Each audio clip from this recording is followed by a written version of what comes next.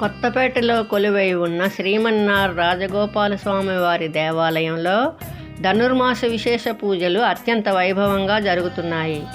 ధనుర్మాస సందర్భంగా ప్రతిరోజు స్వామివారికి ప్రత్యేక పూజలు నిర్వహించి గోదాదేవి అమ్మవారికి ప్రత్యేక అలంకరణలు చేయడం జరుగుతుందని ఆలయ ప్రధాన పూజారి మణిహారం మణిబాబు తెలిపారు.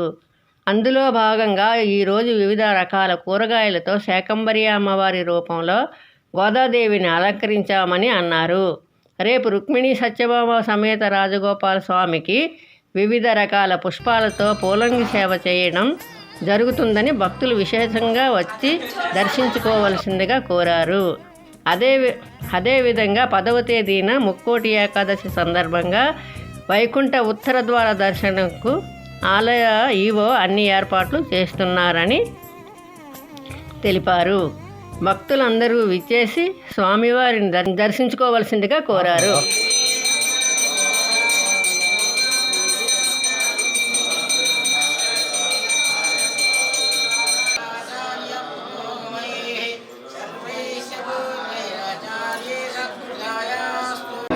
జై శ్రీమన్నారాయణ.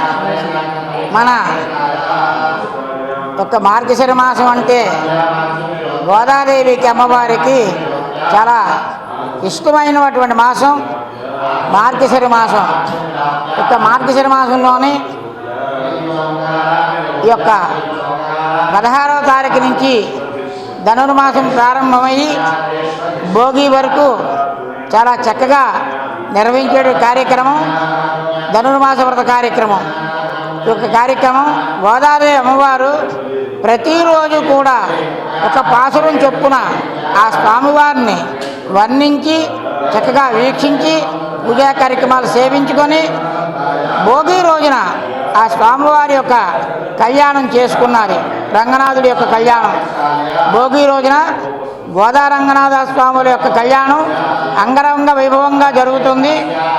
ధనుర్మాసం నెల రోజులు కూడా చాలా చక్కగా భక్తుల యొక్క సమక్షంలో అలాగే దేవాదాయ ధర్మాదాయ శాఖ వారి యొక్క ఆధ్వర్యంలో కార్యక్రమం అంగరంగ వైభవపేతంగా నిర్వహించబడుతోంది. స్వామివారికి మొన్న నవనీత సేవ జరిగింది.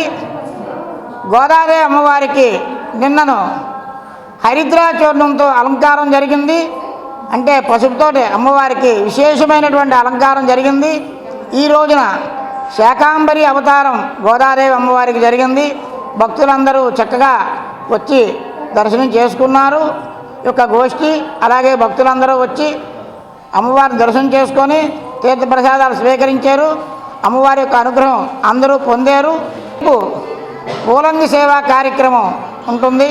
భక్తులందరూ ఇది గమనించి మీ యొక్క అవకాశాన్ని బట్టి విరివిగా పుష్పాలు తీసుకొని వచ్చి సమర్పించినట్లయితే అమ్మవారికి చాలా విశేషంగా పుష్పాలంకరణ పూలంగి సేవ జరుగుతుంది. భక్తులందరూ ఇది గమనించే ప్రార్థన. అలాగే 10వ తారీఖు ముక్కోటి ఏకాదశి ఉదయం 4 గంటల నుంచి ఉత్తర ద్వార దర్శనం ఉంటుంది కాబట్టి భక్తులందరూ ఇది గమనించి ఆ ఉత్తర ద్వారం గుండా వచ్చి ఆ స్వామివారి యొక్క అనుగ్రహాన్ని పొంది తరిస్తారని మరీ కోరుకుంటున్నాం.